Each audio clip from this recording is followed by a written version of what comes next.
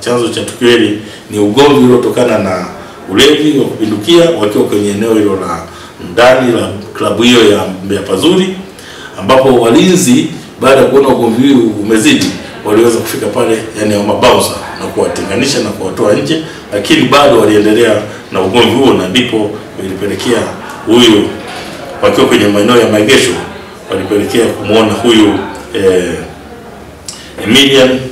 Joseph Duzu akichukua kitu chenye ncha kali na kwenda kumchoma huyu Gerald Philbert Saidi ambaye kwa sasa ni marehemu. Wanafunzi wawili wa chuo kikuu cha MUST ama cha sayansi na teknolojia MUST Mbeya waliingia katika ugomvi ambapo mmoja wapo amefariki. Ilikuwaje? Inaonyesha kwamba kijana mmoja ama mwanafunzi mmoja huyu wa mwaka wa kwanza katika chuo cha MUST walikuwa katika baa maarufu mkoani Mbeya kwa jina lake inaitwa Mbeya Pazuri wakipata kilevi. Baada ya mzozo katika maeneo hayo ndipo ugomvi ukazuka. Na baada ya ugomvi kuzuka,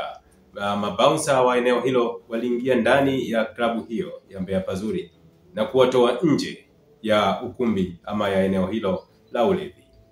Na baadaye ugomvi ukaendelea kuzuka nje ya klabu hiyo ya Mbeya Pazuri, na hatimaye mmoja wapo akachukua kitu chenye ncha kali na kumchoma tumboni mwenzake, na hatimaye kumsababishia majeraha makali makubwa na kukimbizwa katika hospitali ya rufaa ya kanda ya Mbeya ambako amefariki dunia.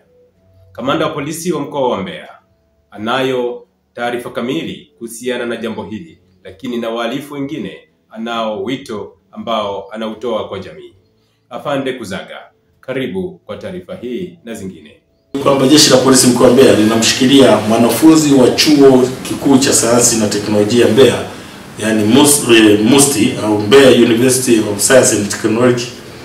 ambaye ni wa mwaka wa kwanza, anaitwa Emilian Joseph Duzu mwenye umri wa miaka 21.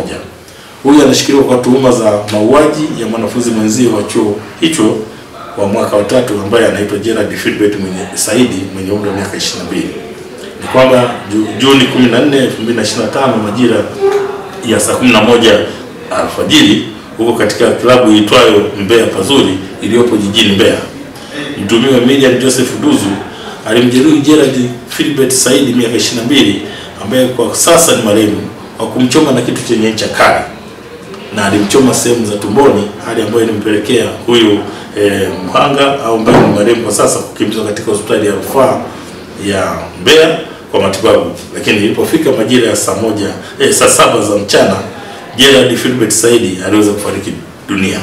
Kwa hiyo uchunguzi wao umebaini kuwa chanzo cha tukio hili ni ugomvi uliotokana na ulevi wa kupindukia wakiwa kwenye eneo hilo la ndani la klabu hiyo ya Mbeya Pazuri, ambapo walinzi baada ya kuona ugomvi huu umezidi waliweza kufika pale, yani wa mabouncer, na kuwatenganisha na kuwatoa nje, lakini bado waliendelea na ugomvi huo, na ndipo ilipelekea huyu wakiwa kwenye maeneo ya maegesho walipelekea kumuona huyu Emilian Joseph Duzu akichukua kitu chenye ncha kali na kwenda kumchoma huyu Gerald Philbert Saidi ambaye kwa sasa ni marehemu, na alimfuata kwa lengo la of course huyu Gerald Philbert Saidi ambaye sasa baada ya kuamuliwa aliendelea kumfuata huyu mtumiwa ili kuendelea na ugomvi, na ndipo alipoweza kuchoma na hicho kitu chenye ncha kali. Kwa jeshi la polisi mkoa wa Mbeya linatoa wito kwa baadhi ya wananchi wanaojihusisha na vitendo vya uhalifu kama hivi ambavyo nimetaja, vya kutengeneza silaha kinyume na utaratibu,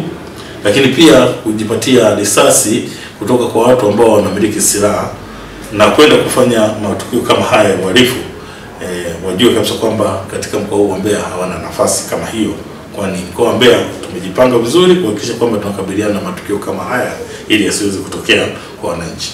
Lakini pia jeshi la polisi mkoa wa Mbeya lipo makini katika kuwashughulikia na kuwakamata kwa haraka sana watuhumiwa wote wanaofanya makosa kama haya. Jeshi la polisi mkoa wa Mbeya linatoa wito kwa wanafunzi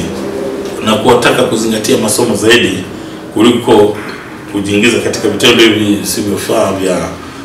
ulevi ambao unapelekea kuingiza katika hatari, na ikiwemo kama haya makosa makubwa ya mauaji.